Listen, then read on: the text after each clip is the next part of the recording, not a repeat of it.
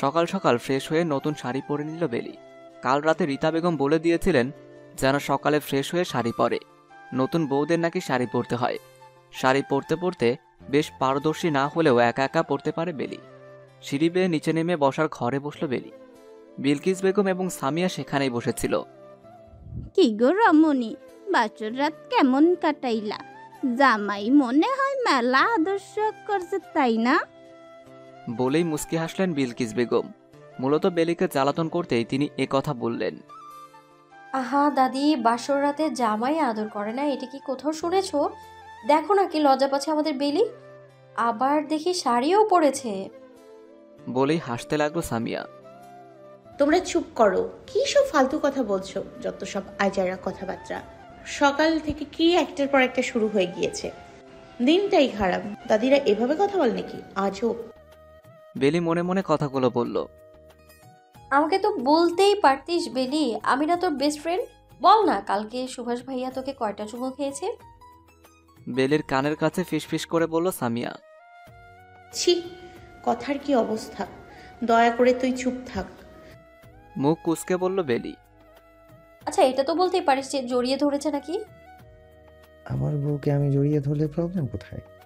আমার বউকে আমি জড়িয়ে ধরবো না তো কি অন্যজনকে ধরবো? আর জড়িয়ে ধরলেই বা কি, তো কি সব কিছু বলা লাগবে? সিঁড়ি বেয়ে নামতে নামতে বলে উঠল সুভাষ। সুভাষকে দেখে চুপসে গেল সামিয়া। তাও ভালো যে কোনো ঝাড়ই দেয় নাই বা আম্মুর কাছে কোনো নালিশ করেনি। সুভাষ ভাইয়া যে রাগী। বেলি আর সামিয়ার উদ্দেশ্য করে সুভাষ বলল, দুজনেই তৈরি হয়ে নাও, কলেজে পৌঁছে দিব। কি কথা গো দাদু ভাই, কাল মাত্র বিয়ে হইল আর আজই কলেজে যাইব। আর তুমি এবার কেন অফিসে যাইবা? তুমিও আজ ছুটি নাও, কালকে থেকে কলেজ অফিস সব শুরু কইরো। সুভাষ ভাই, আজ কলেজে না যাই, কাল থেকে যাবো নে। দাদির সাথে তালে তাল মিলিয়ে বলে উঠল সামিয়া। বিয়ে হয়েছে বলে কলেজ বা অফিসে যাওয়া যাবে না এমন কথা কোথাও নেই। তাদের কলেজে যেতে হবে, সামনে বোর্ড এক্সাম, আর আমার অফিসে ইম্পর্টেন্ট কাজও আছে। সুভাষ বলল, কিরে পেলি, তোর নাকি বিয়ে হয়ে গেল, তাও আবার আমার ক্লাসের সাথে? আফসোসের সুরে বলল সিনথিয়া। রাখ তোর ক্রাশ, আমি তো আগেই বলেছিলাম যে সুভাষ ভাই বেলিকে পছন্দ করে। হ্যাঁ রে, আমারও তাই মনে হয়। সেদিনের ঘটনার পর থেকে সব সময়, আর শুধু মনে না, আমি শিওর যে সুভাষ ভাই বেলিকে ভালোবাসে। তাদের কথায় ডুব দিল বেলি। সেদিনের ঘটনায় রোজ কলেজ থেকে সামিয়া, বেলি এবং মীরা একসাথে বাসায় ফেরে। তাদের বাসার রাস্তা একই দিকে। সেদিনও তারা বাসায় ফিরছিল। হঠাৎ তাদের সামনে আগমন ঘটে রাজীবের। রাজীব হলো তাদের ক্লাসমেট। রাজীব বেলিকে পছন্দ করে। এর আগে কয়েকবার প্রেম নিবেদন করেছে, তবে বেলি এর প্রতি উত্তর করেনি। সেদিন রাজীব বেলিকে আবার প্রপোজ করে। আর বেলির ভাগ্য খারাপ ছিল যে সুভাষ সেই রাস্তা দিয়ে বাড়ি ফিরছিল। সুভাষকে দেখে বেলি প্রচুর ভয় পেয়ে যায়। সুভাষ সব কিছু দেখে, রাজীবকে ইচ্ছামতো কেলানি দেয়। বাসায় যেও বেলিকে ইচ্ছামতো কথা শোনায়। বেলিকে একদম সব ছেলেদের থেকে দূরে থাকতে বলে। এরপর থেকে তাদের মনে সন্দেহ যে সুভাষ বেলিকে ভালোবাসে। কিরে বেলি, কোথায় হারিয়ে গেলি? থাক, বাদ দে এখন এই কথা। বল, বাসর করে কি কি করলি? সুভাষ ভাই কি তোর ঠোঁটো চুমু খেয়েছে নাকি? আমি তো জানি বাসর ঘর মানুষ কত কিছু করে, তা তোমরা কি কি করেছ বেলি ফুল? তোরা চুপ থাক প্লিজ। কেমন অসভ্যের মতো কথা বলছিস, মুখে কোনো কিছু আটকায় না নাকি? রাগে গজগজ করতে করতে বলল বেলি। কি বলবে এই বাদরগুলোকে? এদের কিছু বললে তিল থেকে তাল বানিয়ে দিবে। রাগে ক্লাসরুম থেকে বের হয়ে গেল বেলি। এদের সাথে থাকা যাবে না। এদের সাথে থাকলে হয়তো বেলির রাগ বেড়ে যাবে, নয়তো লজ্জায় শেষ হয়ে যাবে। বেলি সোজা এখন কলেজের মাঠে এক কোণায় বসে পড়ল। কাল রাত থেকে অনেকবার ফাহিমের ফোনে কল দিয়েছে, কিন্তু একবারও কল রিসিভ হয়নি। বেলি এইবার লাস্ট কল দিবে। এইবার কল রিসিভ না করলে আর কখনো কল দিবে না। সবকিছু মেনে নিবে। একটা পবিত্র সম্পর্ককে নষ্ট করবে না। পরক্ষণেই মনে হলো, প্রথম ভালোবাসার মানুষকে কি এত সহজেই ভুলে থাকা যায়? আজ বেলির নিজেকে অসহায় লাগছে। কাপা হাতে কল দিল, কিন্তু এইবারও কল রিসিভ হলো না। নিজেই নিজেকে প্রতিজ্ঞা করল আর কখনোই কল করবে না। নিজেকে আজ অনেক ছোট মনে হচ্ছে। পরক্ষণেই মনে হলো ফাহিমের এক বন্ধুর নম্বর তার কাছে আছে। তাই নিজেকে সামলে নিয়ে ফাহিমের ফ্রেন্ডকে কল করে জানতে পারল ফাহিম বলেছে বেলির সাথে আর সম্পর্ক রাখতে চায় না ফাহিম। তাই বেলির কল রিসিভ করছে না। বেলির চোখ দিয়ে জল গড়িয়ে পড়ল। কেন তার সাথেই এমন হলো? কেন তার এত কিছু সহ্য করতে হচ্ছে? আজ শুক্রবার, অফিস বন্ধ সুভাষের। দুপুরের খাবার খেয়ে নিজ রুমের দিকে পা বাড়াতেই কারো কণ্ঠে পিছে তাকালো সুভাষ। আজ নাকি মেলা বসেছে পাশের মাঠে, বেরি আর সামিয়া যাইতে চাইছে। মেয়ে মানুষ তো, একা যেতে দেওয়া ঠিক হবে না, তুমি তাদের সাথে করে নিয়ে যেও, বললেন রীতা বেগম। জি চাচি, নিয়ে যাব, তাদের রেডি থাকতে বইল। তোমার মেয়েদের আবার আটা ময়দা মাখতে মাখতেই সময় শেষ। বলেই রুমে চলে গেল সুভাষ। সুভাষের কথায় মুখ ফুলালো বেলি। ছেলে মানুষ কিভাবে জানবে যে এই মেকআপের প্রতি মেয়েদের ভালোবাসা কতটা? মেকআপ করতে যে কত দামি দামি প্রোডাক্ট ইউজ করতে হয় তা কি জানে? না জেনেই শুধু এত দামি প্রোডাক্টগুলোকে আটা ময়দা বলে দেয়। কথাগুলো মনে মনে বলল বেলি। বসার ঘরে বসে আছে সুভাষ আর সামিয়া। দুজনে রেডি থাকলেও রেডি হয়নি বেলি। সেই কখন থেকে বলছে 2 মিনিট 2 মিনিট। অপেক্ষার প্রহর শেষ হলো। সিঁড়ি বেয়ে নিচে চলে এলো বেলি। পরনে কালো রঙের শাড়ি, বড় চুলগুলো ছেড়ে দেয়া, ঠোঁটে হালকা লিপস্টিক, চোখে কাজল, দেখতে ভীষণ মায়াবী লাগছে বেলিকে। আরে সুভাষ ভাই, বেলির দিকে এমন করে তাকিও না, মেয়েটা লজ্জা পাবে। বউ তো তোমার, ঘরে যেয়ে মন ভরে তোমার বউকে দেখে নিও। সামিয়ার কথায় হুঁশ ফিরল সুভাষের। খানিকটা অপ্রস্তুত হলো, তবুও সামিয়ার কান টেনে দিয়ে বলল, বেশি বাকনা কথা বলতে হবে না তোকে, বেশি কথা বললে কিন্তু আর মেলায় নিয়ে যাব না। তাদের কথার মাঝে এগিয়ে এলো বেলি। তারা বেরিয়ে গেল মেলার উদ্দেশ্যে। আজ বেশ মজা হবে। কতদিন পর তারা ঘুরতে বের হবে। মেলাতে প্রবেশ করতেই সামিয়া বায়না ধরল ফুচকা খাবে। বেলিরও ফুচকা বেশ পছন্দ। সুভাষ এগুলো খায় না, যত সব আনহেলদি ফুড। ভাইয়া চলো না, ফুচকা খাবো। আমি এগুলো খাই না। ভাইয়া আপনি খান না, আমি আর বেলি খাবো। তুই খাবি না বেলি? এগুলো একদম ভালো খাবার না, কি না কিভাবে তৈরি করে। আপনি খেতে মন না চাইলে খাবেন না, আপনাকে তো আর খেতে বলিনি। সামিয়া চল, তুই আর আমি খাবো। বলেই ভেংচি কাটল বেলি। কথাটা বলে সমিতার হাত ধরে ফুচকার দোকানে এগিয়ে গেল বেলি। বেশ ঝাল করে ফুচকা খেলো। ঝাল না খেলে কি ফুচকার মজা পাওয়া যায়? এই যে এখন বেশ ঝাল খাওয়ার ফলে চোখের পানি নাকের পানি এক করে বসে আছে বেলি। পানি পানি করে চিল্লাচ্ছে। এই নাও পানি। বলেছিলাম ফুচকা খেও না, আমার কথা তো শুনলেই না, উল্টো ঝাল দিয়ে খেলে। যদি ঝাল খেতেই না পারো তাহলে খেতে গিয়েছো কেন? বেশ জোরেই ধমকের সুরে বলল সুভাষ। থাক না ভাইয়া, বেচারিকে আর বকা দিয়ে না। চলো আমরা হাওয়াই মিঠাই খাই, হাওয়াই মিঠাই খেলে বেলির ঝাল কমে যাবে। তাদের তো সবসময় আনহেলদি খাবার খেতে মন চায়। প্লিজ ভাইয়া, খাই না। তোরা কি আর আমার কথা শুনবি? করবি তো শুধু নিজের মন মতো। চল তোদের কিনে দেই হাওয়াই মিঠাই। বেশ সাজালো কণ্ঠে বলল সুভাষ। বেশ জোরে গাড়ি পার্ক করলো সুভাষ। বেলির হাত ধরে টানতে টানতে বাসার ভিতরে ঢুকলো। সামিয়াও তাদের পিছনে পিছনে ঢুকলো। বসার ঘরে বসে কথা বলছেন বিলকিস বেগম, রীতা বেগম এবং মিতা বেগম। সবাইকে উপেক্ষা করে বেলিকে টানতে টানতে রুমে নিয়ে ঠাস করে দরজা লাগিয়ে দিল। রুমে এসে বেশ জোরে বেলির হাত ছাড়ার ফলে বেলি ছিটকে গিয়ে বেডে পড়ল। সুভাষের চোখ দুটো লাল হয়ে আছে, মনে হচ্ছে আগুন বের হবে। জোরে জোরে নিঃশ্বাস নিয়ে রাগ কমানোর চেষ্টা করছে। বেলির দিকে এক পলক তাকিয়ে এগিয়ে যেতে লাগলো। তা দেখে বেলি শুকনো ঢোক গিলল। সুভাষ বেলির হাতের আঙ্গুলের ভাঁজে নিজের আঙ্গুল গুজে দিয়ে বেডের সাথে চেপে ধরল। সুভাষের নরম নিঃশ্বাস বেলির ঘরে পড়ছে। বেলি দু চোখ বন্ধ করে এলো।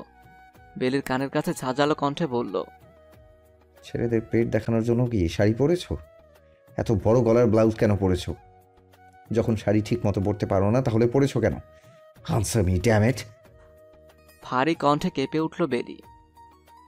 আসলে আমি... তোদলাচ্ছ কেন? শাড়ি ঠিক মতো পরতে পারলে পরবে, না হলে পরার প্রয়োজন নেই। তোমার সৌন্দর্য দেখার অধিকার শুধু আমার, আর কারো নয়। এই সৌন্দর্য শুধুমাত্র আমার জন্য বরাদ্দ। নেক্সট টাইম যেন এমন না হয়। Am I clear? দু চোখ দিয়ে জল গড়িয়ে পড়ল বেলির।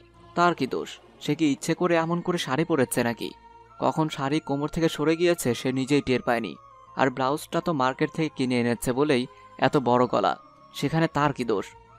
সুভাষের ইম্পর্টেন্ট কল আসাতে বেলি আর সামিয়াকে রেখে একপাশে কথা বলতে আসে সুভাষ। সামিয়া আর বেলি কিছু কেনাকাটা করছিল। কথা শেষে বেলির সামনে এগোতেই সুভাষের কানে ভেসে এলো, দেখ মামা, পুরোই মাখন। পেটটাই যদি এমন হয়, না জানি বনরটা কেমন হইব। মন চাচ্ছে একটু হাত দিয়া ধইরা দেহি। দোষ মন্ডায় চাইতাছে মাখনটারে একটু সুইয়া দেই। ইস, যদি আজকে রাতে পাইতাম তাহলে মনটাই শান্তি পাইতো রে। আমার তো এখনই সব করতে মন চাচ্ছে।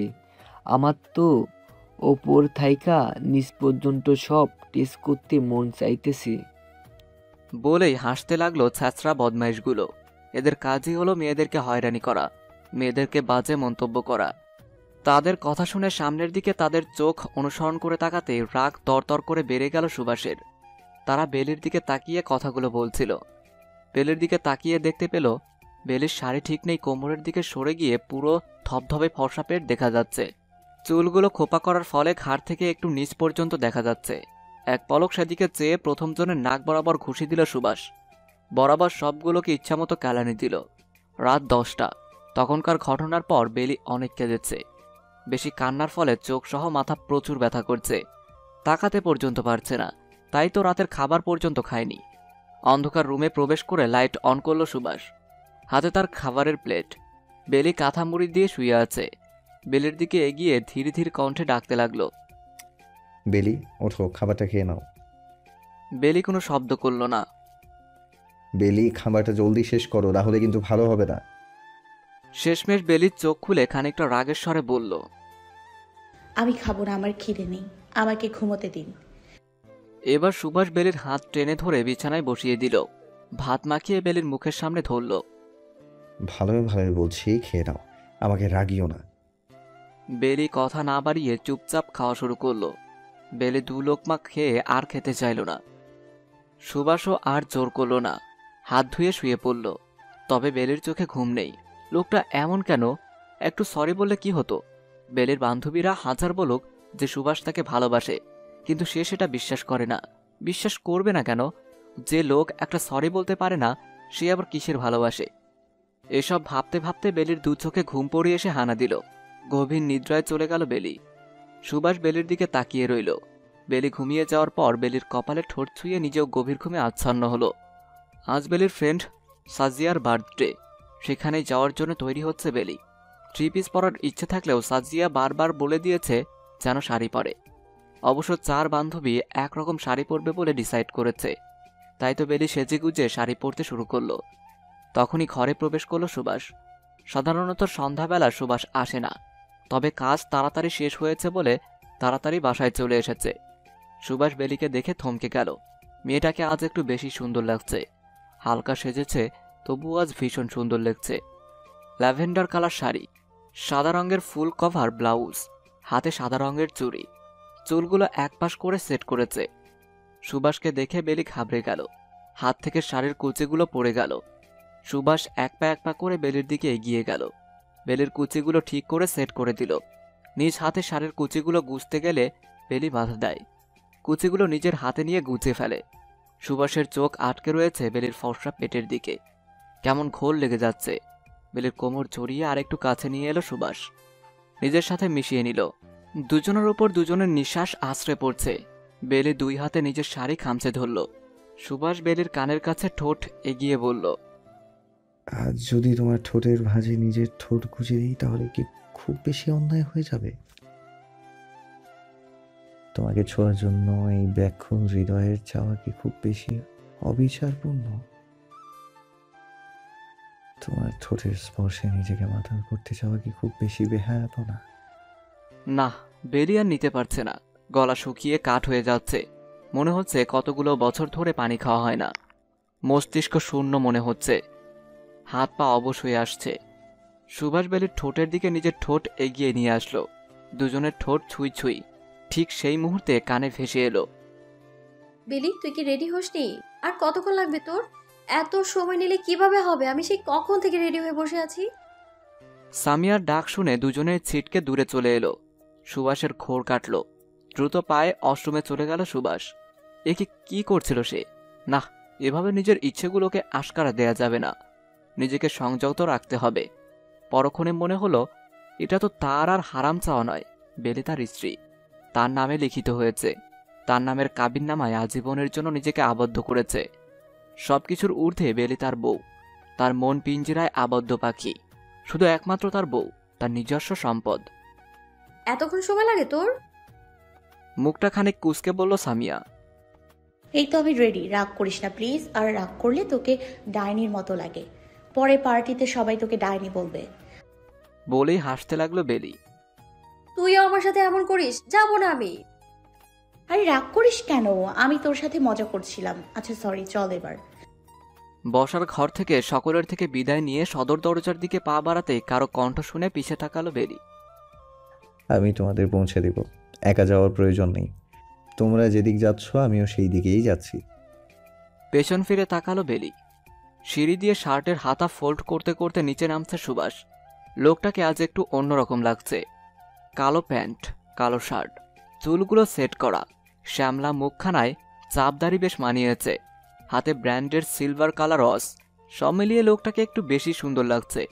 পরক্ষণেই সব ভাবার জন্য নিজেকে 101টা কথা শোনালো বেলি।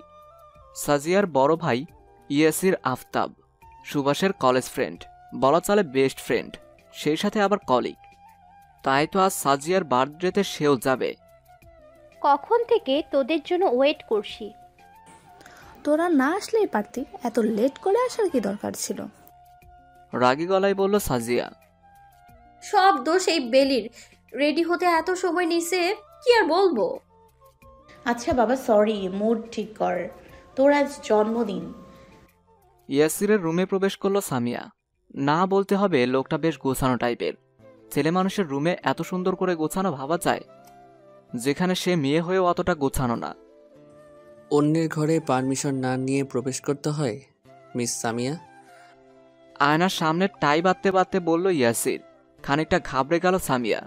সে তো মনে করেছে লোকটা রুমে নেই, এখন কিভাবে মুখ দেখাবে। কোথায় হারিয়ে গেলেন মিস সামিয়া? কথাটা বলে সামনের দিকে এগিয়ে যেতে লাগলো ইয়াসির।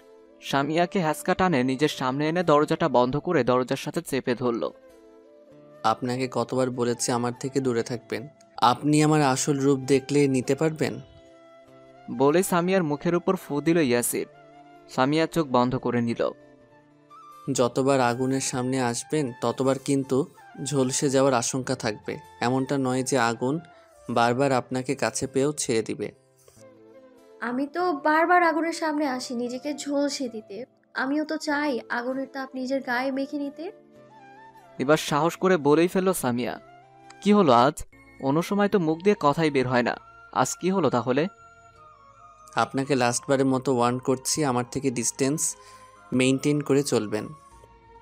বলেই রুম থেকে বের হয়ে গেল ইয়াসির। কেক কাটার পর্ব শেষ হলো। সকলে মিলে ভালোই মজা করেছে আজ। সুন্দর সন্ধ্যা শেষ হয়ে রাতের খাবারের পর্ব শেষ হলো। একে একে সবাই বিদায় নিয়ে নিজের বাসার দিকে রওনা হলো। আজ সকলে শাড়ি পরেছে। আজ বেলিদের বিদায় অনুষ্ঠান। সবার মন ভালো থাকলেও সামিয়ার মন একটুও ভালো নেই। কি হয়েছে তোর সামিয়া? বেলি, তুই জানিস কিছু? ওর কি হলো? আরে আমি জানবো কি করে? নানুর শরীর ভালো না থাকায় নানুকে দেখতে গিয়েছিলাম।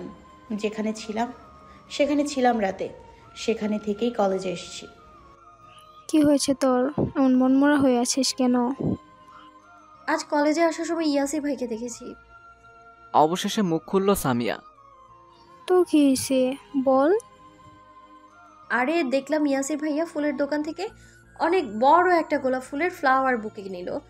আমি সামনে যেয়ে বললাম, ইয়াসির ভাই ফ্লাওয়ার বুকে কার জন্য? উনি মুচকি হেসে বললেন, এই ফুল আমার গার্লফ্রেন্ডের জন্য। ও হুম। ইয়াসির ভাই, আপনার হৃদয়ের রানী কি আমাকে বানানো যায় না? এই ফুলের মালিকানা কি আমায় দেয়া যায় না? দু চোখে জল নিয়ে প্রশ্ন ছুড়ল সামিয়া। ভুলে যেও না, ফুলের সাথে কিন্তু কাঁটাও আছে। ফুলকে গ্রহণ করতে হলে ফুলের কাঁটার অজস্র যন্ত্রণা সহ্য করতে হবে। পারবি কি সেই যন্ত্রণা সহ্য করতে? আপনি পাশে থাকলে শুধু ফুলের কাটার অজস্র যন্ত্রণা নয়, বিষ পান করে মৃত্যুর যন্ত্রণাও সহ্য করতে পারবো আমি। এইসব আবেগময়ী কথা বন্ধ করো, নিজের কাজে মন দাও। আমার থেকে 10 হাত দূরে থাকবে। Am I clear? বলে চলে গেল ইয়াসির। কথাগুলো বলতে বলতে চোখ দিয়ে জল গড়িয়ে পড়ল সামিয়ার। প্রিয় মানুষের মুখে যেখানে অন্য কারো নাম শুনলেই রাগ লাগে, সেখানে গার্লফ্রেন্ড শোনা দূরের কথা।